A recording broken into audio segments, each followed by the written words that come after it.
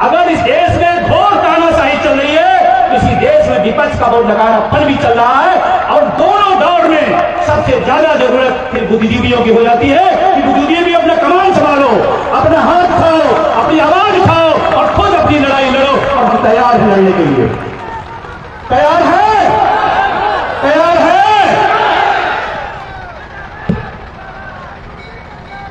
हम तुम्हारे साथ हैं, हम तुम्हारे साथ हैं, हम तुम्हारे साथ हैं। आपको लड़ना पड़ेगा। बुद्धिजीवियों की जरूरत कब पड़ती है? कब पड़ती है? क्रिकेट के मैदान पे कप्तान की जरूरत कब पड़ती है?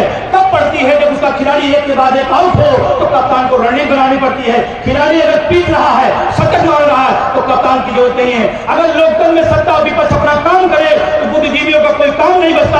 और दोनों काम करना बंद कर दें तो हमारी जरूरत सबसे ज्यादा इस देश को है। सब यहीं से है। अब तो सरकार इजराइल भेज रही है। मुझे कल खबर पढ़ने को मिला कि केंद्र सरकार इजराइल में रोजगार मिल रहा तो यहां के बेरोजगारों को इजराइल भेज रहा है। शायद मेरे जैसे समझदार लोगों के लिए इससे ज्यादा बेइज्जती और कुछ हो नहीं सकती। नहीं, यहां के बेरोजगारों को इजराइल किस बात के लिए मिल रहे हैं? रोजगार वहां मिल रहा है। आप कल्पना करो, आप अपने बच्चे को पढ़ा ना पाओ, पड़ोसी के यहां जाकर कह दो फीसें भरेंगे। आपकी लानत है आपकी मर्दांगनी पर कि आपका बच्चा पड़ोसी पढ़ाए। शर्म की बात है। इसीलिए मैं चाहता हूं आने वाले समय में इनको सेवानिवृत्ति के बाद कहीं किसी इजराइल ना जाना पड़े। नहीं कोई सरकार कोई देश कहे कि भाई हम वृद्धा पेंशन देंगे तो कहीं इनको टांग ले जाओ। तो ये पता लगा सब यूरोप और पता नहीं कहां घूमे। तो मेरा निवेदन है माननीय प्रधानमंत्री से कि आप पुरानी पेंशन पे डिसीजन ले लीजिए। मैं खुद ही बात खुले चैलेंज कर रहा हूं। आप डिसीजन लीजिए, पुरानी पेंशन बहाल करिए। हम भी आपके हैं, हम भी आपके साथ हैं। देखिए साथ तो सन्नाटा आ गया, इसका मतलब पब्लिक सब जानती है। जैसे साथ बोला सन्नाटा आ गया। चलिए फिर भी अपनी बात पर मैं आता हूं। मंच पर तमाम बड़े बड़े यूनियनों के, ट्रेड यूनियनों के तमाम सम्मानित और एक लंबा संघर्ष के अनुभव रखने वाले लोग बैठे हैं। हम मंच के सभी साथियों का बहुत बहुत आभार और धन्यवाद देता हूं। मैं सौभाग्यशाली हूं कि आज एक किताब मुझे मिली जिसकी मुझे खोज थी और वो खोज बनारस में पूरी हो गई। बीके सिंह जी का मैं बहुत शुक्रिया अदा करता हूं। ढूंढ रहा था किताब कब मिल जाए, अब बहुत अच्छा लगे। मैं आपको विश्वास दिलाता हूं इस किताब की बदौलत इस आंदोलन को मैं 10 गुना और ले जाऊंगा आगे। तो मैं ढूंढ रहा था भारत में ट्रेड यूनियन आंदोलन के 100 वर्ष, मैं 4 रहा था कुछ चीजें और मिले और आज आपने पूरा कर दिया। मैं बहुत शुक्रिया अदा करता हूं। एक और साथी ने हमारे बहुत पुराने साथी हैं कुंवरजीत इलाहाबादी, उन्होंने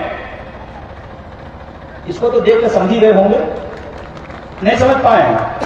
जिसने आपको सब दिया और आप उसको ताली भी नहीं दे सकते हैं, जिसने सब कुछ दिया, यही वो पेटिका है जिसके दम पर हम यहां खड़े होकर बोल रहे हैं और आप वहां बैठ के सुन रहे हैं इसी पोथी की वजह से।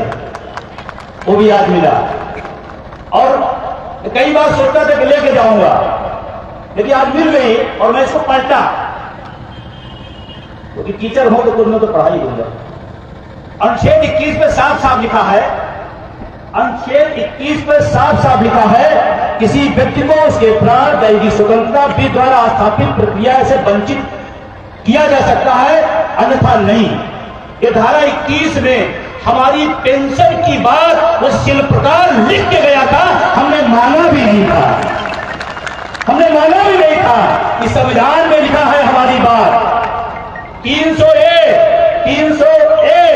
में जाइएगा, उसमें पेंशन का डिफाइन किया गया है कि पेंशन कोई कानूनी अधिकार नहीं है बल्कि ये मौलिक अधिकार के अंतर्गत ये हमारे लिए आया। और कहा गया सरकारें नहीं जा सकती, लेकिन दुर्भाग्य देखिए इसमें जो कहा गया उसको हटा दिया गया। और आपको एक जानकारी है बताऊं, इस संविधान में नेताओं की पेंशन कहीं नहीं है। हमें पूरा पढ़ा है कि एक आध लाइन तो आधा सब तो एक आध सब तो आ जाता, एक लाइन नहीं लिखा है कि नेताओं की पेंशन मिले किसको मिल रही है? अब बोल नहीं रहे, क्या मामला? खाना नहीं खा के आए क्या? देखिए, ये राजनेताओं का मंच नहीं है कि मन की बात कहते जाओ, सुनो किसी की ना। मैं चाहता हूं आप अपनी तरफ से भी आवाज लगाया करिए, किसको मिल रही है? नेताओं को। लेकिन आज मुझे बहुत खुशी हो रही है, एक पूर्व सांसद जी आए, उनका अभिनंदन है, स्वागत है। इस आंदोलन की ताकत मैं देख रहा हूं। जब मैं शुरू में नेताओं पे सवाल उठाता था तो नेता हमसे लड़ता था, आज नेता कह रहा है नेता को पेंशन क्यों मिल रही है? ये कितनी बड़ी जीत है, कितनी बड़ी जीत है कि जो पा रहा है इस जन आंदोलन के आगे तो कह रहा है गलत है। आज कहते हैं आप कहते आदरणीय पूर्व सांसद राजेश मिश्रा जी ने कि नेताओं की पेंशन क्यों? ये जानते हैं क्यों है? ये आपकी जो जन ताकत है, इसी की ताकत की बदौलत उनको बोलना पड़ा जो बोलना नहीं चाहते हैं, जो बोलना नहीं चाहते हैं, ये उसकी बदौलत बोल रहे हैं। आज एक और बड़ा कमाल की चीज है, ट्रेड यूनियन का पहला जो इतिहास हमारे उसमें आ गए ना, ट्रेड यूनियन लाला लाजपत राय जी ने जब पहली बार इस भारत के अंदर ट्रेड यूनियनों का शुरुआत करते हैं, उनका जन्मदिन है 29 जनवरी, यानी कि ट्रेड यूनियन के इतिहास का यह बहुत शानदार दिन है जब हम आप बैठे हुए। मैं उन्हें नमन करता हूं, प्रणाम करता हूं। और आज जो ट्रेड यूनियन का इतिहास जो स्वर्णिम रहा है, आज कहीं से मंदीप हो गया है, थोड़ा ठहर से गया है, ये बात को रिकॉर्ड करने में कोई दिक्कत तो नहीं? आप लोग बोलिए। ट्रेड यूनियन एक समय कहा जाता था, कोई लाल सलाम बोल जाता था तो सरकारें डरने लगती थी, आज नारे के बाद भी सुन नहीं रहे लोग। लाल सलाम बोल जाते थे तो होगा कि कुछ होने वाला। लाल सलाम किसी पार्टी का नहीं है सिंबल, लाल सलाम किसी एक के नाम पैसे भी नहीं है। लाल सलाम मतलब क्रांति इंकलाब का जिंदाबाद है, उसको बोलते हैं लाल सलाम। पेटेंट नहीं है लाल सलाम की, ट्रेड यूनियन में कम्युनिस्टों का पेटेंट है, जैसे आजकल राम का पेटेंट हो गया है। हम तो उस गांव से आते हैं जहां लोग मिलते ही मान कहते राम राम भैया। हमारी संस्कृति रही है, हमारी सभ्यता रही है, और उनको लाए, फिर भी मैं धन्यवाद देता हूं। राम को भी लाइए, परंतु ओपीएस भी लाइए, ओपीएस भी लाइए। दिल्ली के रामलीला मैदान में हमसे किसी पत्रकार ने पूछा, वहां तो अयोध्या में होने वाला, आप डर क्यों आ रहे हैं? हम तो वहां जाने की तैयारी के लिए इधर आए हैं, क्योंकि जब माल पानी रहेगा तभी प्रसाद में माला चढ़ेगा। जब माल पानी नहीं रहेगा, अच्छा अपना अपने गांव में चेक करो, जिनके पास पैसा है वो चारों धाम जा रहा है, और जिनके पैसा नहीं है उसका घर ही चारों धाम है। सही है नहीं सही है? तो ये जितने भी लोग बैठे हैं, इनको माल पानी मतलब ओपीएस, ये भी जाएंगे, हम भी जाएंगे, सब जाएंगे। अपनी भूमिका भी तैयार है, मैं बताऊंगा अभी आपकी भूमिका। और अभी सांसद जी ने कहा था कि आप मांगो नहीं, छीनो, और हम सब ने कई बार छीना है। एक राज्य में था पेंशन, पश्चिम बंगाल में, 5 राज्यों में हमने छीनी है, यह हमारी ताकत है। बहुत सारी बातें इसी 3 ध्रुव में हम करेंगे। चुनाव 5 राज्यों के परिणाम आए, पांडे जी, मनोज पांडे सर, 5 राज्यों के परिणाम आए। लोगों ने कहा क्या होगा तो जी, हमने कहा जो पार्टी हारी है, जो नेता हारा, वो विचार करे। हमारा मुद्दा जीता है, हमारा मुद्दा जीता है। 230 सीटों में मध्य प्रदेश में 199 सीटों पर ओपीएस जीती है। राजस्थान में 199 सीटों पर 174 सीटों पर ओपीएस जीती है। हम जीते हैं, पार्टी और नेता हारे, वो अपना जाने। गलत तो नहीं कह रहा, आप हार नहीं हो, ये दिमाग सटा देना। कुछ लोग आप कहेंगे अरे कुछ नहीं हो सकता, तो जब ये कहेंगे कुछ नहीं हो सकता तो उनसे पूछना, इसी देश में भगत सिंह पैदा हुए थे, इसी देश में चंद्रशेखर पैदा हुए, जो नहीं हो सकता था वो हुआ या नहीं हुआ? हुआ या नहीं हुआ? हुआ। आगे कितने लोगों को विश्वास नहीं होगा? बस हो गया। अगर विश्वास हो गया तो फिर हो गया। ये विजय बंधु भी जब 4 लोगों के साथ इस आंदोलन को लेकर 2013 में मैं निकला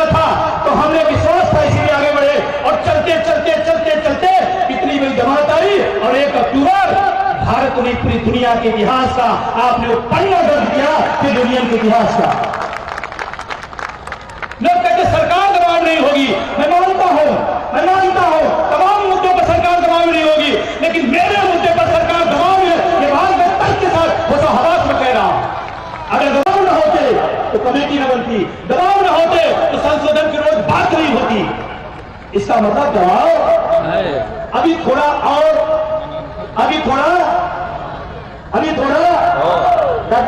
आपको तो कुर्सी मिल गई, मंच मिल गया, माइक मिल गया, लेकिन मैं बताऊं आपको, जो आयोजक होता है वो हफ्तों से परेशान रहता है। हफ्तों से हमारे बीएलडब्ल्यू के तमाम सारे नेता कर्मचारी नेता है, हफ्तों से परेशान रहते हैं, तो आपको व्यवस्था दे पाते हैं। उस पूरे आयोजन मंडल को मैं शुक्रिया देता हूं, धन्यवाद देता हूं, जो भी जहां जैसे जिस लेवल में अपना काम किया, उसको शुक्रिया।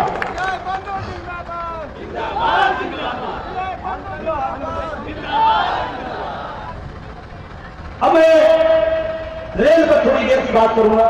रेल से कितने लोग हैं? रेल से, अरे वाह भाई, आज तो पूरा रेल ही रेल भरा है भाई, रेल की ही पूरी भीड़ है आज भाई, कमाल है। एक बार हाथ करिए, भारतीय रेल जिंदाबाद, भारतीय रेल जिंदाबाद।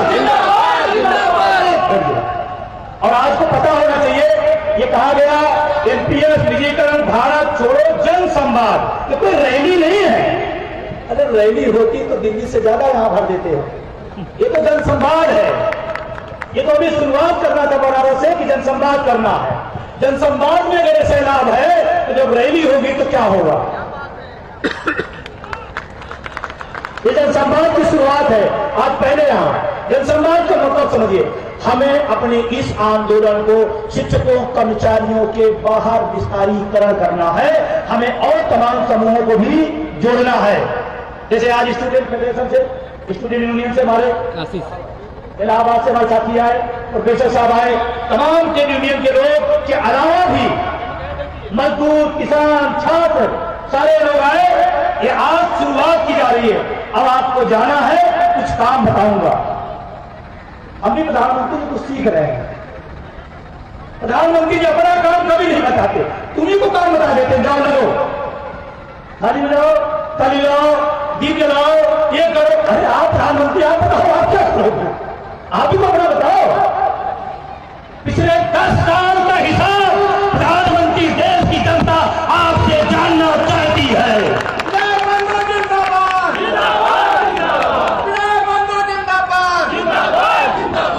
आप हमसे जो कराना चाहे हमने सब किया, लेकिन 10 साल का हिसाब भी आपको देना पड़ेगा। कितने लोग सहमत हैं? देना पड़ेगा। अगर आज आप 24 में नारा लगा रहे हैं मोदी की गारंटी, तो 2014 में 2 करोड़ की गारंटी किसकी थी? किसकी थी?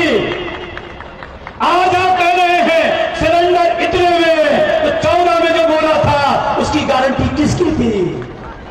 आपने कहा था महंगाई बहुत है, अब की ये सरकार इस महंगाई की गारंटी न करने की किसकी है?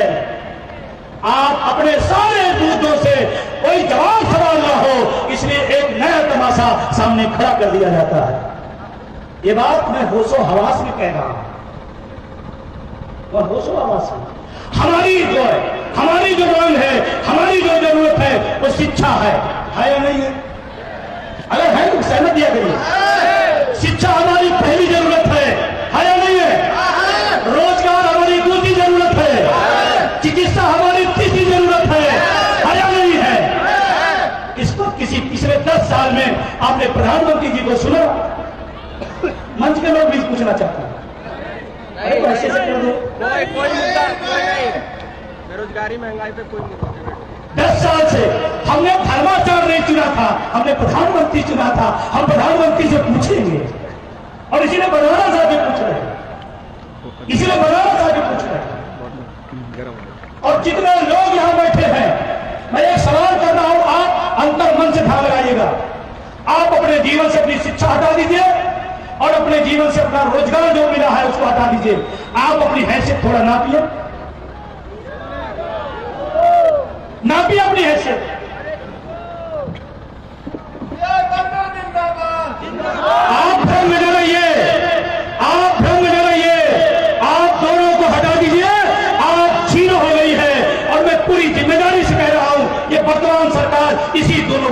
है, दोनों खत्म कर रही है, दोनों खत्म कर रही है। आप लोगों ने प्रधानमंत्री से सवाल ना पूछा था, क्यों भाई? हम प्रधान से सवाल पूछते हैं तो प्रधानमंत्री से क्यों नहीं पूछेंगे? अगर प्रधान को चुनते हैं, उससे सवाल पूछते हैं, तो प्रधानमंत्री से क्यों सवाल नहीं पूछेंगे? पूछना चाहिए। रेलवे में 9 लाख से ज्यादा पद खाली पड़े है या नहीं? रेल के साथी बताया कर, गलत करें मुझे अगर मैं गलत हूं तो। 9 लाख पद खाली है और सड़क पर हमारा भाई बेरोजगार रोजगार के लिए लाठियां खा रहा है। दोनों दृश्य देखिएगा, एक तरफ पद खाली है, दूसरी तरफ उसी के लिए हम लाठी खा रहे हैं। फिर हमको कहा जाता है वो 2 पति आएंगे, वो नया पद क्रिएट होगा, सृजन होगा। मैं सृजन नहीं चाहता हूं, 2 पद हमारे खाली है, उसी को भर दो। जो पद खाली है उसी को भर दो। और आपसे ऐसी सवाल को तार्किक जोड़ रहा हूं, बनारस के लोगों को बताना यहां कितनी विधानसभा है सीट? 8। कोई खाली है?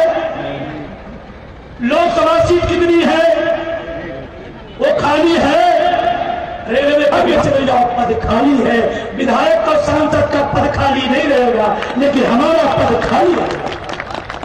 उसके लिए समय लगता है, क्योंकि मैं इलाहाबाद यूनिवर्सिटी का छात्र हूं, पॉलिटिकल साइंस कर रहा हूं।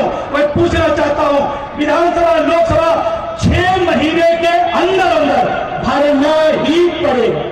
और समय पूरा होने पर नहीं, समय के पहले भर लिया जाता है। घोषी का खाली हुआ, महीना नहीं बीता, भर गया है। तो हमारे पद क्यों नहीं भर रहे? हमारे पद क्यों नहीं भर रहे? अपने पद तो पद है, हमारे पद नहीं है क्या? आप महाराजा राजा हो गए, आपके लिए एमपी एमएलए होगा, हमारी रेलवे की ट्रेड यूनियन, हमारी टैक्समैन, हमारा लोको पायलट, हमारा एमपी एमएलए है, उसको क्यों खाली रखी हुई है?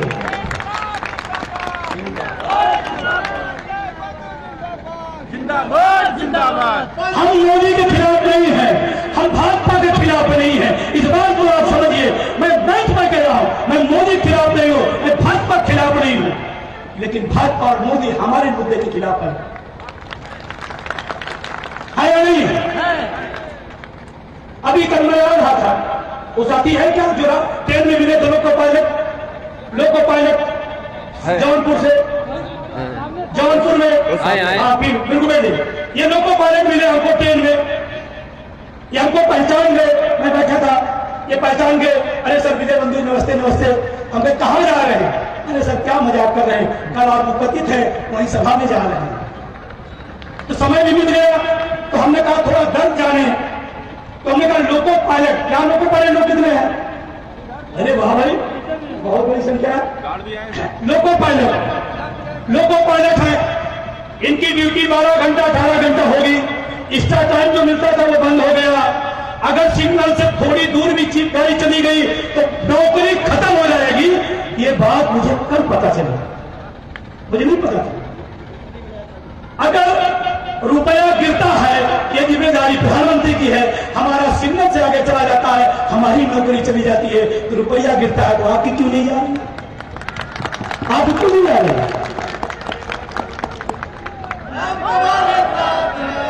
और मैं कहना चाहता हूं, इनकी नौकरी और इनकी विशेष ध्यान दो, क्योंकि लाखों लोगों, हजारों लोगों को ले जाते हैं। अगर इन्हें नींद पूरी नहीं मिलेगी, अगर इन्हें सुविधा अच्छी नहीं मिलेगी, तो हमारे देश का जो नागरिक उस पर बैठा वो असुरक्षित है। इनकी ड्यूटियां कम की जाए, इन्हें कम और ज्यादा रेस्ट देने की व्यवस्था की जाए। ये लोको पायलटों की तरफ से डिमांड होनी चाहिए, और मैं कर रहा हूं। ये अकेले जीवन नहीं है उनका, क्योंकि हजारों लोग उसमें बैठे हैं, हजारों इस देश के नौजवान से बैठा है जो भारत का भविष्य है। इन्हें नींद आ जाएगी, उस ट्रेन का क्या हाल होगा? मैं कहना चाहता हूं, बहुत दर्द है। कल मैंने पहली बार लोको पायलट के दर्द को नदी से जाना, बहुत पीड़ा है। और मैं आपकी इस लड़ाई में, आप बोल पाओ न बोल पाओ, मैं आपकी बात बोलूंगा, मैं आपकी बात बोलूंगा।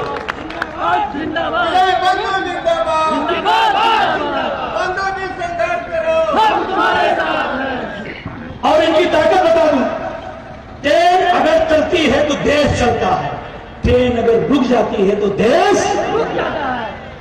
लेकिन बताओ, नेता चलता हुआ रुक जाए देश रुकेगा क्या? देश रुक जाएगी तो कौन बड़ा काम कर रहा है? देश के लिए कौन काम कर रहा है?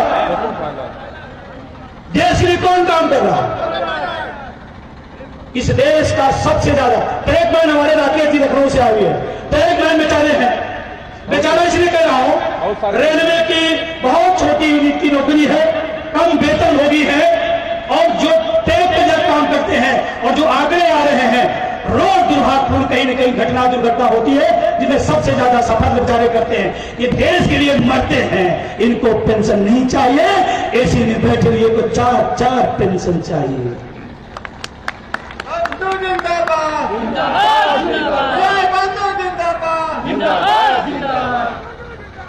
जिंदाबाद जिंदाबाद। एक नई लाइन आपको देके जा रहा हूं, एक नई लाइन देके। अभी इतने सालों में देश में दल जीते हैं, लेकिन देश हारा है कि दल लोग अपनी दलदल जिता रहे हैं, देश को हरा दे रहे हैं। हारा नहीं हारा? बताओ, मैं बताऊं कैसे हारा? दल जीत रहे हैं, देश हार रहा। हमारी बात को ध्यान सुनिए, दल जीत रहे हैं, देश। जानते क्यों कह रहा हूं बात? क्योंकि यही वो जगह है जहां की घटना सुन के संसार हो जाता है आदमी। वो बीएचयू की घटना है, पीड़ा देती है। वो मेरी बहन हो, आपकी बहन हो, हमारी माँ हो, आपकी माँ हो, आपकी बहन बेटियां हमारी हो, वो पीड़ा देता है। बीएचयू में जो घटना घटी बहुत दुखद है, मैं कड़ी निंदा करता हूं।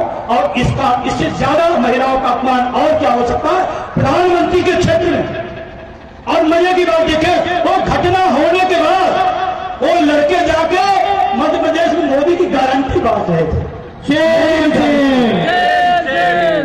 2 महीना जाके मोदी की गारंटी मध्य प्रदेश में। वो कौन सी गारंटी जो आप यहां करके गए थे? सोच के देखो आप। और मीडिया के भाइयों को तो बहुत बहुत शुक्रिया। कोई है इधर क्या? कोई नहीं है, कोई नहीं है इधर, नहीं है। क्योंकि बादशाह ने कहा है, जिधर ज्यादा लोग हो, हक की बात करें, उधर ना जाना। और मीडिया के लोगों को भी मैं कहना चाहता हूं, आप हमारा साथ छोड़ दिए हो, जिस दिन हम आपका साथ छोड़ दो, आप बेरोजगार हो जाओगे।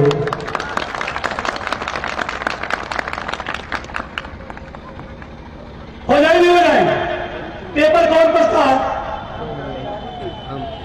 सबसे ज्यादा पेपर कर्मचारियों के हाथ है, सबसे ज्यादा वही पढ़ता है, सबसे ज्यादा टीवी वही देखता है, सबसे ज्यादा वही खरीदता है। आप सोचो, अगर आप हमारे मुद्दे को अपने में जगह नहीं दोगे, तो हम भी आपको अपने घर में जगह देने वाले। ये बात थोड़ी अटपटी लगेगी कि यार विजय बंधु टैग से उतर गए, टैग मैन की बात करते करते। मैं उतना नहीं हूं, मैं सच कह रहा हूं। अगले पांडे जी, मैं सच कह रहा हूं, इस देश को नेताओं ने, दलों ने जितना नुकसान पहुंचाया है, उससे ज्यादा 100 गुना इस देश की मीडिया ने इसको नुकसान पहुंचाया है।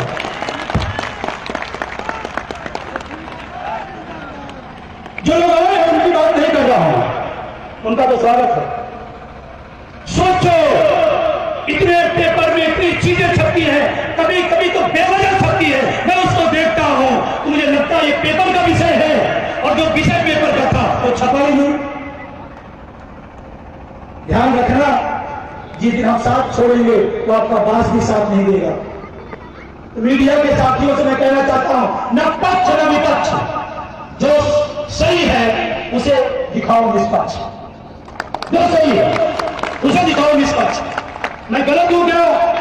सही। अगर आज इस कैंपस में इतने सारे रेल के लोग, इतने सारे कर्मचारी आए हैं, तो बनारस के फंड पे पहले छपना चाहिए कि ये लोग आज मांग करने आए थे प्रधानमंत्री के क्षेत्र में। लेकिन मैं बड़े विनम्रतापूर्वक कहना चाहता हूं, जिनको हम टीवी चैनल समझते हैं वो दुकान हो गई है, जिनको पत्रकार समझते हैं तो किसी बास का कर्मचारी हो गया है, उनको पत्रकार मानो। आप खुद पत्रकारिता शुरू करो, खुद शुरू करो। आपको याद है जब अंग्रेजों के समय आजादी के दीवाने लड़ाई लड़ना शुरू किए, तो अंग्रेजों ने सारे पेपरों पर बैन लगा दिया कि क्रांतिकारियों की कोई खबर नहीं छपेगी, बैन हो गया। तो क्रांतिकारियों ने कहा अपना पेपर निकालेंगे, निकाला, छपा बटा और उनका पेपर कम हो गया, फिर वो छापने लगे। बात समझ में आ रही? तो आप भी 5 लाइन, आप अगर मुद्दे को बढ़ाना चाहते हैं, रोज 5 लाइन अपने मुद्दे के लिए लिखिए। सभी लोग या हजारों लोग हैं, 5-5 लाइन लिखेंगे, पूरे हिंदुस्तान में सोशल मीडिया पर आपका ही मुद्दा दिखाई पड़ेगा, लेकिन लिखना पड़ेगा। लिख सकते हैं? शुरू करिएगा। आज आए हाँ, क्या देखा, कैसे देखा, सब लोग इसको लिखिएगा। लिख सकते हैं? अरे भैया पढ़े लिखे हैं ना, हमारी सभा में कोई अनपढ़ नहीं होता, ये मेरे सौभाग्य है।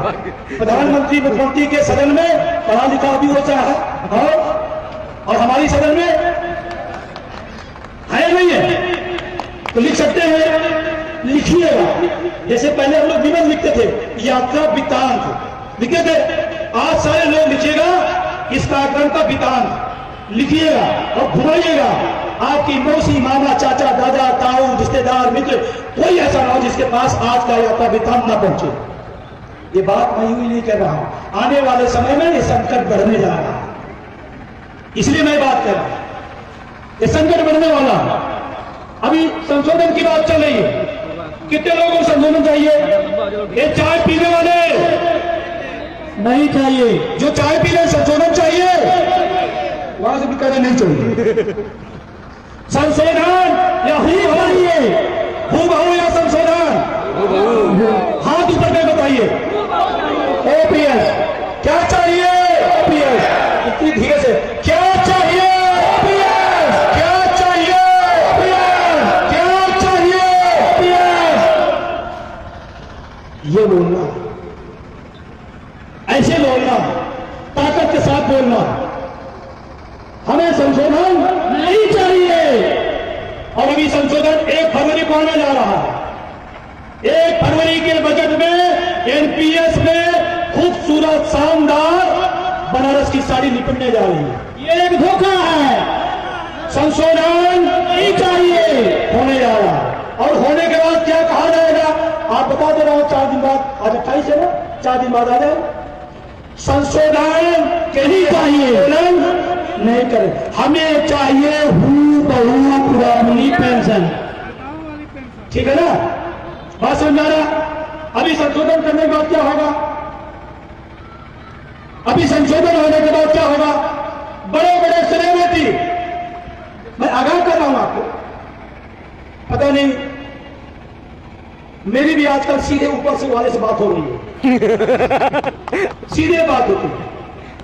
तो उन्होंने कहा कि विजय बंधु सचेत हो जाओ, आपका आंदोलन खत्म होने वाला है। हमके बताओ प्रभु, कहा संशोधन को मैं भी बयान देने आऊंगा कि बहुत अच्छी है, लेकिन अपने लोगों को धीरे से समझा देना, इसको मानेंगे नहीं। पुरानी पेंशन चाहिए, ठीक है? फिर कौन आएंगे? फिर कौन आएंगे? इस देश के क्रिकेट के भगवान सचिन तेंदुलकर पहले मानता था, अब तो मैं नहीं मानता। क्यों? एक भारत रत्न, हमारा भारत रत्न किसी चीज का विज्ञापन करता है, इससे ज्यादा दुखद क्या हो सकता है? नहीं समझा रही? हमारा भारत रत्न किसी कंपनी का प्रचार करता है, अरे कितना पैसा चाहिए भाई, कितना चाहिए? हो सकता है उसी का पहला नाम है कि एनपीएस में सुधार बहुत शानदार है, क्रिकेट का भगवान। मैं बता रहा हूं, तो आपसे लोग कहेंगे जब सचिन ने कह दिया, अरे सचिन को एनपीएस करो मिल रही है, उनको तो ओपीएस मिल रही है, वो तो पहले ही कहेंगे। सचिन को एनपीएस से क्या लेना देना? फिर बॉलीवुड के शहंशाह आएंगे, वो शहंशाह ने कह दिया, उसको भी मिलती है ओपीएस, उसको कहा एनपीएस का मामला है, वो भी इलाहाबाद से सांसद थे, उनको भी ओपीएस मिल रही है, वो एनपीएस बताने आए। हमें किसी के भ्रम में नहीं आना है। अर्थशास्त्री आएंगे, पत्रकार आएंगे, सब एक ही नाम लगाएंगे, बढ़िया हो गया, बढ़िया हो गया, बढ़िया हो गया। हम मैं कहता हूं, राष्ट्रीय अध्यक्ष, एनपीएस डस्टबिन है, डस्टबिन है, डस्टबिन है, हमें कोई सुधार नहीं चाहिए। NPS go back, Go back, go back, NPS go back, go back, go back. अच्छा बताइए, डस्टबिन में पीला पीला रंग बना दिया जाए, उसको क्या बोलेंगे? लाल लाल रंग लगा दिया जाए, क्या बोलेंगे? शानदार हीरे जड़ित उस पर कोई कपड़ा लगा दिया जाए, क्या बोलेंगे? ये डस्टबिन है, कहे 40% मिलेगा। अरे हम कहते 40% उसमें मिलेगा, 50% ओपीएस में देने में क्या दिक्कत है? ओपीएस में 85% को ओपीएस देने में क्या दिक्कत है? राजेंद्र पाल जी, अरे राजेंद्र पाल जी बहुत ही शानदार हमारे महारथी हैं, और जब जब इनसे मेरी बात होती है एक ही बात, अब तक डीएलडब्ल्यू कहा रहे हैं। अरे उनके कितने डीएलडब्ल्यू कराओगे भैया? ये बेचारे लगे रहते किसी तरह से लोग जागे, किसी तरह से आगे बढ़े मामला। तो हमें डस्टबिन नहीं चाहिए, 1 तारीख को तैयार रहिएगा। जैसे संशोधन आएगा सोशल मीडिया पर सक्रिय हो जाइएगा। एनपीएस डस्टबिन है, मुझे नहीं चाहिए, हमें हूबहू पुरानी पेंशन चाहिए। पुरानी पेंशन बहाल करो, पुरानी पेंशन बहाल करो, हमें चाहिए पुरानी पेंशन। और कुछ लोग आपके बीच से ही लोग आएंगे, वो पता नहीं क्या बोलते, मान्यता प्राप्त। मैं आज तक समझ नहीं पाया, हमने आज तक नहीं समझ मान्यता प्राप्त होता क्या। सही बता रहा, अब इसको पढ़ूंगा तो हो सकता है कुछ समझ में आ जाए। क्या आजादी की लड़ाई लड़ने के लिए अंग्रेजों ने भगत सिंह को मान्यता प्राप्त किया था? चंद्रशेखर आजाद को मान्यता दिया था? अरे मान्यता दे दी होते हम आजाद नहीं होते, उनको तो शुक्र बनाइए तो मान्यता प्राप्त नहीं थे। मान्यता प्राप्त, जिंदाबाद। बहुत समझने के बाद एक बात समझ में आई कि पुरानी पेंशन खत्म कराने की मान्यता शायद आप ही के पास है, शायद आप ही के पास है। दोनों ट्रेड यूनियन के लोगों का अधिकार कर रहा हूं, एनपीएस की कमेटी में थे और दोनों लोगों ने सिग्नेचर किया है, दोनों लोगों ने सिग्नेचर किया। मुर्दाबाद मुर्दाबाद मुर्दाबाद मुर्दाबाद।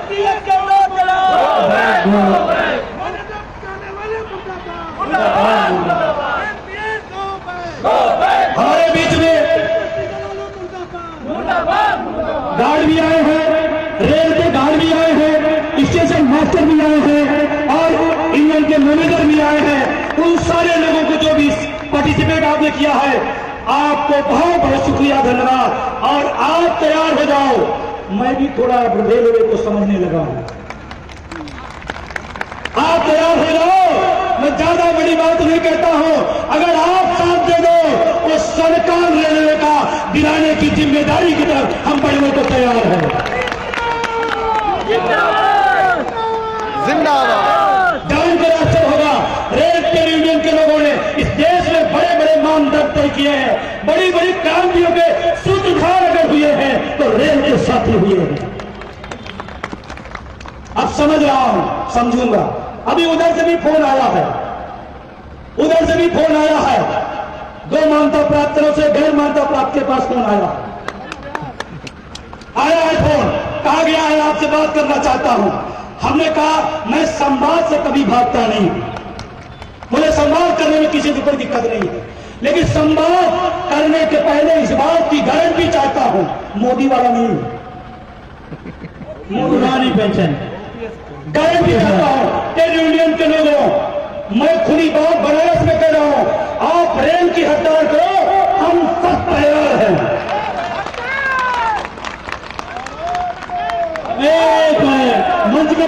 मंच का भी समर्थन चाहता हूं, तैयार है? आप रेल की ट्रेन रोको, रेल हड़ताल 74 वाली करने पर टिक जाओ, हम भी आपके साथ नजर आएंगे। लेकिन समझौता नहीं, संशोधन नहीं, हूबहू पुरानी पेंशन। तैयार है? तैयार है? हड़ताल के लिए तैयार है? अरे भाई आप तो हाँ कह रहे हो, अरे यहाँ तो हमारे रेल के साथियों ने लिखित में दे दिया है 97%। मेरी बात को ध्यान समझिएगा, इस मुद्दे पर आया ओपीएस के नाम पर ट्रेन रोकी जाए, हड़ताल की जाए, आपका क्या मत है? हम रेल के साथियों को धन्यवाद देता हूं, उन्होंने कहा 97% लोगों ने कहा होनी चाहिए। अगर नहीं होगी तो जितना सरकार दोषी उससे ज्यादा आप दोषी होंगे। राइट, बिल्कुल सही है, बरेली के हमारे साथी बिल्कुल सही। जितना सरकार दोषी बची है उससे ज्यादा आप, अरे जब 57% कह रहा हड़ताल करो तो हड़ताल करो। अभी उसको टाला जा रहा हंगर स्ट्राइक,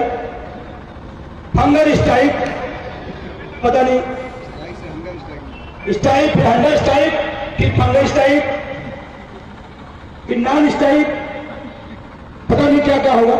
मैं कहता हूं 1 तारीख को बजट देख लो, कोई बात नहीं। 1 तारीख को अगर वो पुरानी पेंशन नहीं दे तो आप ऐलान करके पूरे देश के अपने चक्का जाम करो,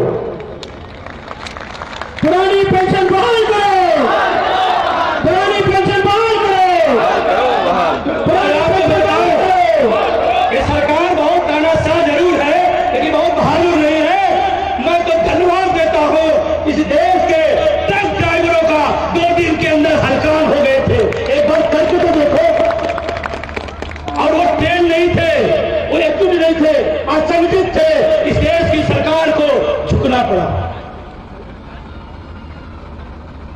तो मुझे ऐसा लगता है अगर भारतीय रेल जिंदाबाद, जिंदाबाद, जब इसको देखता हूं उस पर लिखा रहता है भारतीय रेल, जैसे लगता है मेरे बाप की है। भारतीय रेल जिंदाबाद, भारतीय रेल जिंदाबाद। ऐसा लगता है कि हमने निजीकरण नहीं चलेगा, रेल का निजीकरण नहीं चलेगा। लेकिन अभी कई जगह मैंने शायद मालगाड़ी में कई जगह देख लिया था, उसमें भारतीय हटा करके किसी और का नाम आ गया, अदानी का। करो भाई करो, लेकिन इतनी बेगौरियत न करो। जहां भारतीय लिखा हो वहां अडानी लिखे, इतनी भी मजाक मत बनाओ। अडानी ले, अडानी के बाप की रेल है, हमारे टैक्स के पैसे से बना हुआ और रेल का डिब्बा और रेल की पटरियां है, हमने टैक्स दिया है। ये योजना बंद करो, एयरपोर्ट रेल योजना बंद करो।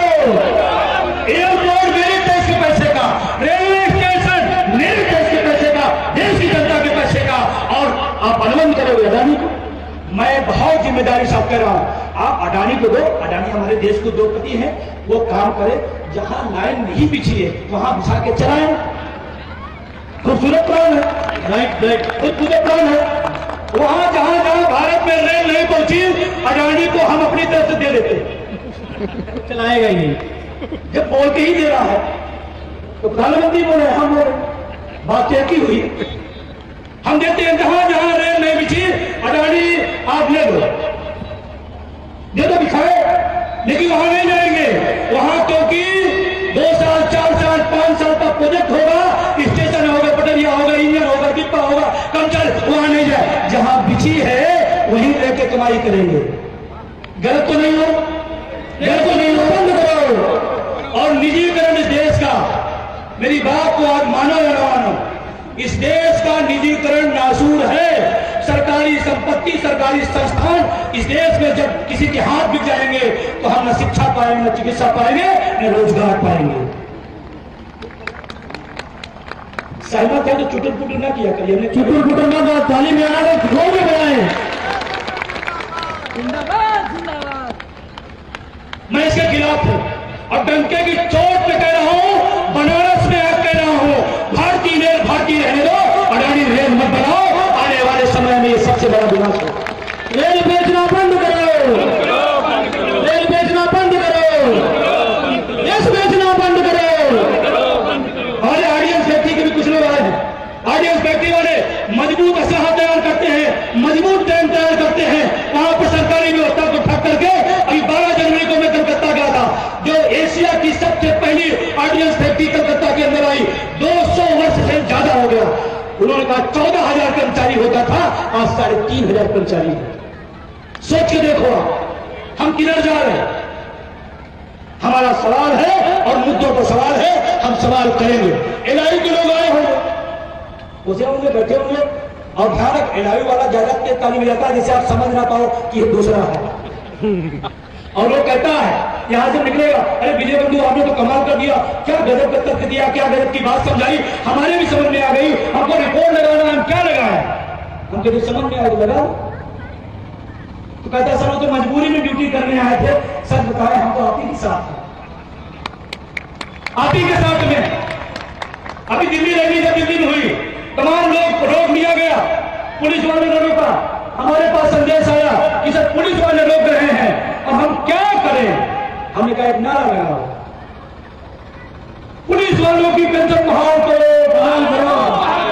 पुलिस वालों के नीचे अब पहला आदमी हमारे बारे में बोला, पुलिस वाले बारे में कोई नहीं बोलता। या पुलिस के साथी खड़े हैं क्या? कुछ लोग साथी हैं क्या? कहता आज तक हमको समाज ने गालियां दिया, धन्यवाद इस आंदोलन का, वो मेरी बात कर रहा, जाओ जाओ जाओ, पुरानी पेंशन बहाल करो, बहाल करो, बहाल पुरानी पेंशन बहाल करो, करो, बहाल करो। और एक नई गाइडलाइन आपको दे रहा, आप इस पर विश्वास रखना तो आप समझे आप पेंशन 110% आएगी। अभी हम 60% हो गए हैं, हो गए लगभग। और जो ओपीएस में भी हमारा साथ दे रहे हैं, बहुत सारे कितने लोग जो ओपीएस में होते हुए हमारे बीच आए हैं, ओपीएस में रहते हुए भी हमारे बीच में आए हैं। इनका जोरदार स्वागत होना चाहिए, जोरदार अभिनंदन होना। पीछे वाले तालियां नहीं बजा रहे हैं, दोनों हाथ से तालियां, हाथ से। इनको पेंशन मिल रही है, फिर भी आपकी लड़ाई में पसीना बहा रहे हैं। जिनको नहीं मिले तमाम लोग घरों में बैठे हैं। सोच के देखो इनकी सोच कितनी बेहतरीन है, कितनी शानदार। तो मैं कह रहा हूं 60% हो गए, आने वाले टाइम में हम लगभग 100% हो जाएंगे। कितना हो जाएंगे? 100%। और ये ट्रेन वाले हड़ताल करें तो स्वागत है, नहीं करें तो हम बता दे रहे हैं कैसे होगी हड़ताल। प्रधानमंत्री जी का खाना कौन बनाता है? सरकारी कर्मचारी प्रधानमंत्री का बनाता है। प्रधानमंत्री सुरक्षा कौन करता है? सरकारी कर्मचारी। प्रधानमंत्री की गाड़ी कौन चलाता है? सरकारी कर्मचारी। प्रधानमंत्री के सारी व्यवस्था में कौन रहता है? सरकारी कर्मचारी। मैं आपको इसको मजाक में समझो, लेकिन मैं कह रहा हूं एक दिन ऐसे आएगा प्रधानमंत्री के किचन में रहने वाला कहेगा साथ हड़ताल है, कहेगी अरे चलो ओपीएस नहीं मिलेगी, आप तो अपना ले रहे हो, हम भी रिटायर होने वाले हैं तो हमारी ओपीएस। तो आज किचन में हड़ताल है, किचन में हड़ताल होगी, प्रधानमंत्री के किचन में पेंशन पर हड़ताल होगी। ये बात मैं आज आपके बीच ऐलान कर रहा हूं, हड़ताल होगी। प्रधानमंत्री कहेंगे देखो ये तो खाना कुछ दे नहीं रहा, ड्राइवर इधर आओ, बाहर से ले आओ। ड्राइवर कहेगा इधर भी हड़ताल है, हड़ताल है, ओपीएस है। जब ड्राइवर बोल रहा है हड़ताल है तो सिक्योरिटी वाले को बुलाया जाएगा, देखो यार दिमाग खराब है साहब, हमारी तो सुरक्षा है नहीं, आपकी सुरक्षा है और हड़ताल तो आज इधर भी है। फिर कहेगा सचिव तुम आओ इधर आओ, तुम जलाओ, चलो आज कोई बात नहीं हड़ताल है तो आज तुम हम आगे की रणनीति बनाते हैं, सचिव भी हमारा आईएएस होगा। साहब कहेगा इधर भी हड़ताल है। ऐसे चारों तरफ हड़ताल होगी। प्रधानमंत्री कहेंगे अरे यार वो फाइल निकाल के लाओ, जल्दी करो, धूप बहुत तेज लग रही है। ये दौर भी आएगा, ये दौर भी आएगा। 110% इस देश में पुरानी पेंशन बहाल होगी।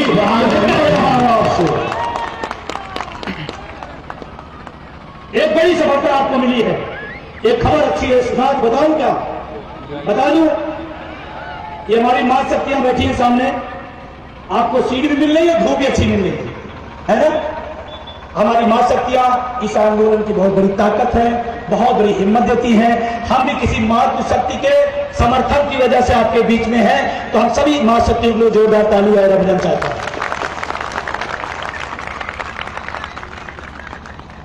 अभी एक बड़ी सफलता मिली पांडे जी, एलआरसा। मैं सही बताऊं आपको, ट्रेड यूनियन में सबसे ज्यादा मोहब्बत मैं इसी संगठन को करता हूं, सबसे ज्यादा इसलिए करता हूं पहली बार जब हमारे इनके नेताओं से मुलाकात हुई, कोई शर्त नहीं, उन्होंने कहा यार विजय बंधु, जो मुद्दा हो गया था तुमने हिंदुस्तान के नक्शे पर जिंदा कर दिया, हम तुम्हारे साथ हैं। मैं एलआरसा के साथियों के बहुत शुक्रिया धन्यवाद देना चाहता हूं।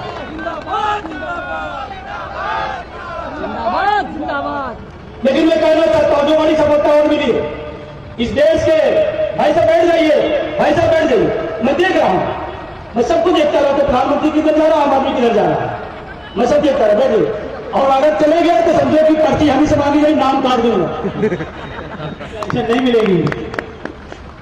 ये ध्यान रखना, पर्ची हम ही से मांगी जाए, ये पर्ची वाले बाबा जो लगाने वाले हैं।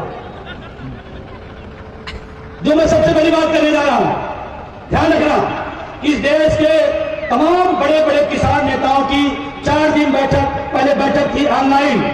उसमें आपके प्रतिनिधि के तौर पर हमें भी आमंत्रित किया गया था। हमें भी वहां बोलने का मौका मिला। आप बताओ मैं वहां क्या करूंगा?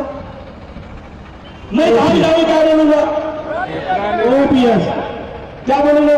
ओपीएस। किसान नेताओं से मैंने कहा कि अगर मेरी बात से आप सहमत हो तो हमारे मुद्दे का समर्थन करिए, नहीं सहमत है लोकतंत्र से कोई बड़ी बात नहीं। उन्होंने कहा बताइए। हमने कहा जो नौकरियों में लगाते हैं 80% किसान घर के है या नहीं? अच्छा, कितने के पिता किसान है? मेरे भी पिता किसान है। कितने लोग पिता किसान है? हमारे किसान। कोई मजदूर का बेटा होगा, कोई छोटे दुकानदार का बेटा होगा। 80% किसान के घरों के बच्चे नौकरियां करने आते हैं। अगर बच्चों को तकलीफ है, बच्चों को खतरा है, बच्चों की लड़ाई चल रही है, तो पिता के धर्म क्या बनता है? साथ देना। हम आपकी औलाद हैं, आपके हम सब वंशज हैं, आप हमारा समर्थन करिए। मुझे खुशी है किसान यूनियन ने पूरी तरह से आपके मुद्दे का समर्थन किया है। जिंदाबाद जिंदाबाद जिंदाबाद जिंदाबाद। आने वाले जो भी किसान के घोषणा पत्र बनेंगे, जो भी मांग पत्र बनेगी, उसमें आपकी पुरानी पेंशन लिखा रहेगा। ये आपको आज विश्वास दिलाता हूं और ये कह के जा रहा हूं। अब किसान भी आ गया और अगर वो एमएसपी मांगता है तो हम भी समर्थन करते हैं, हम भी समर्थन करते हैं। किसान आ गया, कर्मचारी आ गया, छात्र आ गए। किसान, नौजवान और छात्र इकट्ठा होकर इस देश की जो व्यवस्था अन्याय की बनती जा रही है या बनी हुई है, उसके खिलाफ लड़ा जाएगा। छात्र भी आ गया, एक अनपढ़ भी है, जानते हैं हल्ला बोल, युवा हल्ला बोल, पूरे देश के अंदर बेरोजगारों की लड़ाई लड़ते हैं। मैंने उनसे कहा यार निजीकरण की लड़ाई तो मैं सबसे ज्यादा चिल्लाता हूं, रोजगार दिया जाए इसका मैं समर्थन करता हूं। आप छात्र नौजवान होके ओपीएस का समर्थन करो और आप चालाक रहो। पहले कर ले, नौकरियों के आने के पहले जो नौकरी की तैयारी कर रहा है पेंशन की बात कर ले, वो भी सहमत हो गए, वो भी तैयार हो गए। लड़ाई एक बड़ी दिशा की बढ़ रही है। क्या ये दिशा सही है? सही है। मैं नौकरी कर रहा हूं, मेरे भाई बेरोजगार क्यों घूमे? क्यों घूमे भाई? आने वाली पीढ़ी क्यों घूमे? बात समझ में आ रही है? पीछे वाले आवाज जा रही है। हाथ मुड़े भाई, उसमें भी मैं उसी की तारीफ इसलिए करता हूं, उस किसान यूनियन को जोड़ने, बटोरने और अपने मुद्दे को ले जाने, हमें आमंत्रित कराने में इसलिए से आपका बहुत बड़ा साथ था। तो मैं बहुत शुक्रिया। तालियां, सभी लोग तालियां बजाएं एक भी हाथ। डॉक्टर कमाल हुसैन जिंदाबाद। और उसी क्रम में 16 फरवरी को किसान यूनियनों, तेल यूनियनों की तरफ से भारत बंद का आह्वान किया गया है। हम मन से आह्वान करते हैं, हम अपने शिक्षक कर्मचारी के दायरे में रहते हुए जितना समर्थन, जिस तरह का समर्थन होगा, हम आपके साथ रहेंगे। 16 फरवरी को, 16 फरवरी आप क्या करोगे? आप कहोगे मेरे पर नियमावली आती है, तो कोई बात नहीं, वो हड़ताल करेंगे, चक्का जाम करेंगे, तो पानी की, चाय की व्यवस्था हम कराएंगे। क्या दिक्कत है? जो कर सकते हैं करेंगे। अच्छा, पानी पिलाना कहां का पाप है? किसी को भूखे को खाना खिलाना कहां का पाप है? तो हम 16 फरवरी को वो लोग जहां भी जिस रूप में जैसे भी करेंगे, हम कहीं न कहीं डायरेक्ट इनडायरेक्ट हम उनके साथ खड़े हुए। भारत सरकार अभी रन भारत देश का अभियान हमारी आरटीसीएल पूरी टीम कर रही है, उसमें भी आप हाथ बताइए। ट्रेड यूनियन जितने भी लोग यहाँ बैठे हैं, run for OPS, run for OPS आज ट्यूटर ट्रेनिंग होनी है। आप लोग अपना भी करिएगा, कराइएगा, यहाँ जाने के बाद भी करते रहिएगा। ट्रेनिंग कराना है रन फॉर ओपीएस का। 4 तारीख को लखनऊ में रन फॉर ओपीएस है, पता है आपको? अभी हम पेंशन के लिए चलते थे, अब हम पेंशन के लिए दौड़ेंगे। क्या करेंगे?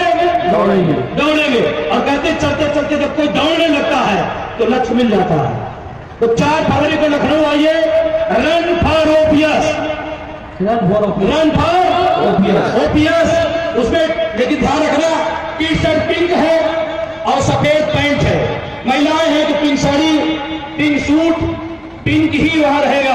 पूरा लखनऊ पिंक पिंक गुलाबी शहर हो जाएगा। इसका भी एक संदेश जाएगा। और पिंक क्यों रखा गया है? क्योंकि शांतिपूर्ण क्रांति का द्योतक है पिंक, शांतिपूर्ण क्रांति। तलवार से तोप से नहीं, कलम से क्रांति, ये है पिंक की निशानी। तो ज्यादातर लोग प्रयास करिएगा, pink suit, pink sari, pink T shirt और सफेद पैंट। 4 फरवरी को लखनऊ में रन फॉर ओपीएस। कितने लोग आएंगे?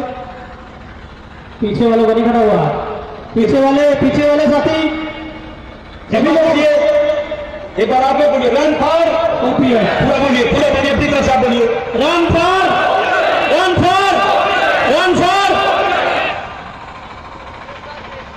तो अभी ट्विटर ट्रेंड चल रहा है, इसको आप करिएगा। 4 को आप वहां पर आइएगा। अब 2 बातों पे अपनी बात खत्म करूंगा, क्योंकि आप सोचेंगे बहुत ज्यादा लंबा हो गया और हम बोर हो रहे हैं।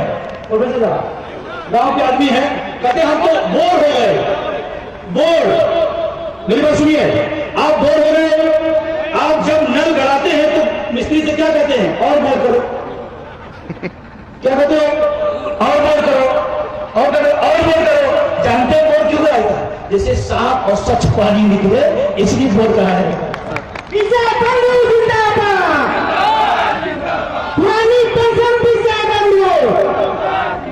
अब लास्ट बात करके अपनी बात खत्म करूंगा, क्योंकि आपको भी जाना है और हमको भी जाना है, क्योंकि हमारी ससुराल बनारस नहीं है, ये रुकना है, तो मुझे भी जाना है।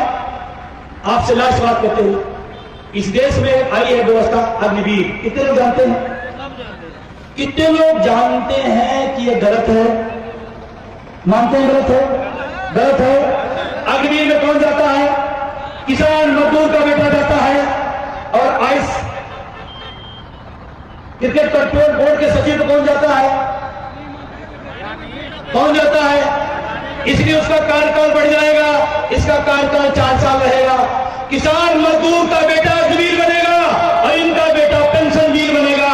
ये हिंदुस्तान में अब नहीं चलेगा, नहीं चलेगा। अग्निवीर अगर आप इसका विरोध नहीं करते, इसका मतलब इस देश के 90 मेहनत कसों के खिलाफ आप हैं, क्योंकि हमारा आपका भाई जाता अग्निवीर बन 4 साल बाद निकले। सोचो जब उसको पता चलेगा लड़का अग्निवीर हो गया, एक लड़की वाला शादी करने जाएगा, बात आगे पहुंचते 2-3 साल लग जाएगा, उसके घर पहुंचेगा, बेटा मिल जाएगा, अरे आप मुझे तो शादी के लिए आया हूं, तो आप पिताजी कहाँ है? कहा वो नौकरी कर रहे हैं। फिर आप क्या करो? रिटायर हो गए।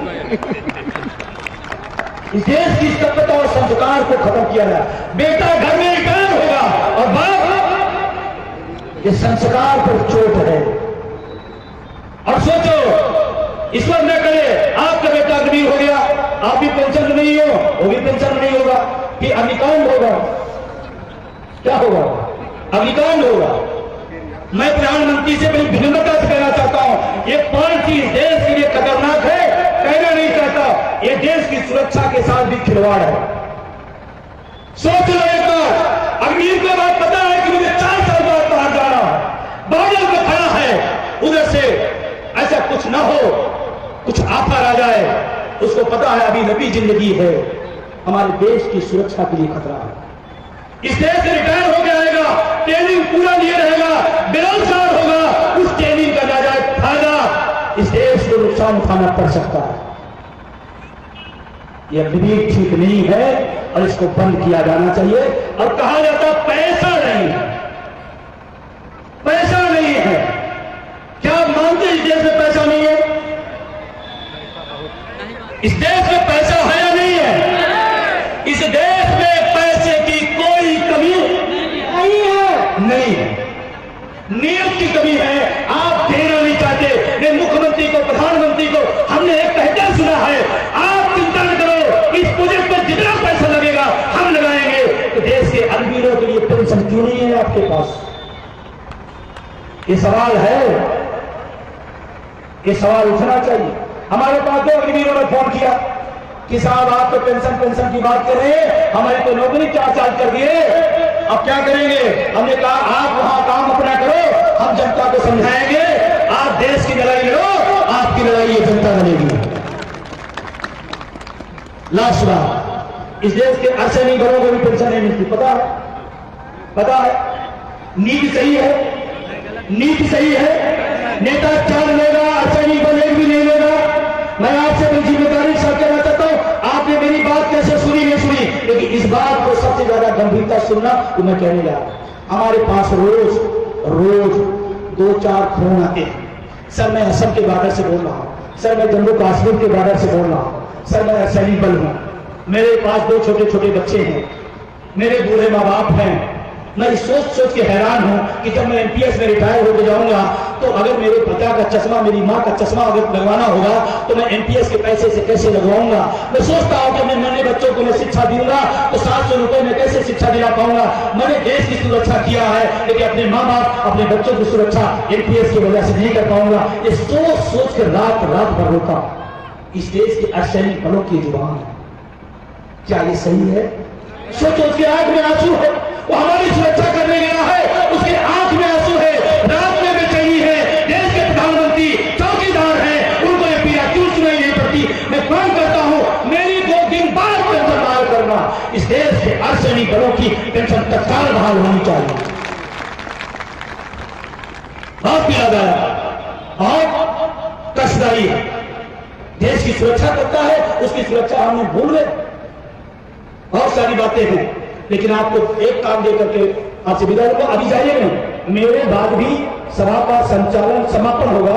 जैसे इतनी देर उसे 4 मिनट और है, रुके रहिएगा। उसके बाद पीछे नहीं जाना है, सबको यहां आ जाना है। इस मंच के ऐसे आगे उधर मुंह कर लेना है। जितने लोग हैं सारे लोग मंच के पास, अभी जब समापन होगा यहां आ जाइएगा। एक फोटो सेशन होगा, इसको क्यों कराता हूं मैं जानते हैं? करा लो, आज रख लीजिए। जब पेंशन बहाल हो जाएगी तो आप सीधा काम करके विभाग में जाएंगे। देखो मैंने लड़ाइयां लड़ी और पेंशन बहाल हो गई। आने वाली पीढ़ी कहेगी क्या प्रूफ है, क्योंकि एडवांस है, वो मांगेगी प्रूफ।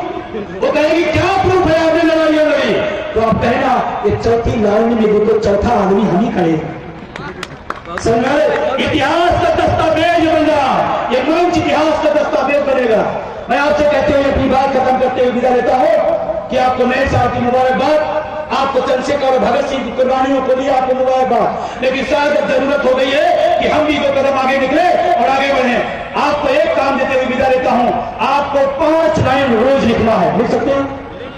एक आदमी को रोज इस आंदोलन में जोड़ना है, फोन से मिल करके, और एक मोहल्ले में एक आदमी के पास जाकर के आपको समझाना है ये आंदोलन पेंशन कर्मचारियों के लिए नहीं है, आपकी बेरोजगारी का भी लड़ाई लड़ी जा रही है। आप सब एक काम, 1 घंटा अगर इस आंदोलन को आपने दे दिया तो मैं कहना चाहता हूं अभी बहुत कुछ बाकी है। अभी दिल्ली रैली की बात करूं, मैं कह रहा हूं अभी दिल्ली रैली का जो नजारा देखा है, आप साथ दो। आगे का जो समीकरण हम सब कर रहे हैं, कह रहा हूं बनारस में, उसका 10 गुना भी दिल्ली में जाऊंगा। अगली बार 10 गुना आप सबका प्यार, मोहब्बत और सम्मान मिलेगा। हमारे अटेवा के तमाम जिला संयोजक में आए हैं, तमाम और पदाधिकारी आए हैं, मैं सभी का शुक्रिया अदा करता हूं। धन्यवाद देते हुए एक लाइन से अपनी बात खत्म करता हूं, एक बात से अपनी बात खत्म कर दूंगा। कि संचालक महोदय आपको विदा करेंगे, आप 2 प्रक्रिया करने के बाद जाइएगा। कोई बात छूट गई होगी, किसी का नाम नहीं लिया हो, किसी का संगठन छूट गया होगा तो मलाल, हम तो कहते हैं बस छूट जाए तो छूट जाने देना, टेप छूट जाए तो छूट जाने देना, नाम भी छूट जाए तो छूट जाने देना, संगठन का बैनर नहीं लिख पाए तो छूट जाए तो छूट जाने देना। ओपीएस ना छूटने पाए सब लिखा लिया जाएगा, छूटने में बोल रहे हमसे कहते हमारा नाम नहीं लिया। भाई नाम में क्या रखा है? ओपीएस में सब रखा है। सही है, सही है। अब लास्ट लाइन, हक और इंसाफ की हमने हिमायत की है, हक और इंसाफ की हमने हिमायत की है। यदि ये बगावत है तो हाँ हमने बगावत की है, हाँ हमने बगावत की है। बहुत बहुत धन्यवाद।